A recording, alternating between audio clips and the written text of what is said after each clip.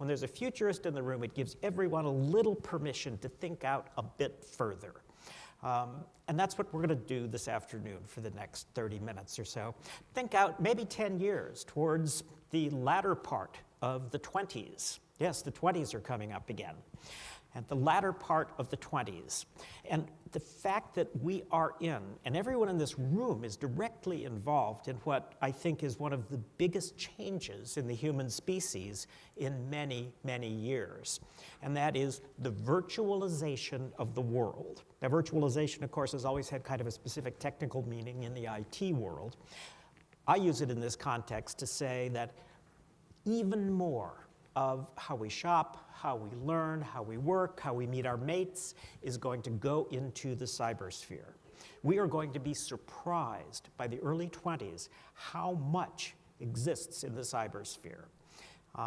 Quite literally, the challenge then will be figuring out how best to connect between the virtual world and the real world. Because what we're doing is building another world. We are building a thin layer of intelligence, software, data that sits on top of the physical world. It's probably the biggest human evolution, I think, in terms of structure since the invention of cities 5,000 years ago, which was also driven by technology.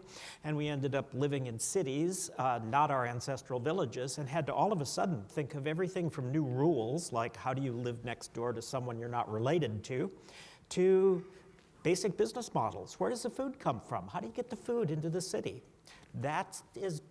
We're doing that same kind of change as significant, only we're doing it in about a decade. To set the scene, by the end of the 20s, probably well before that, we will always be connected to the internet all of the time, either through our devices or through the objects around us.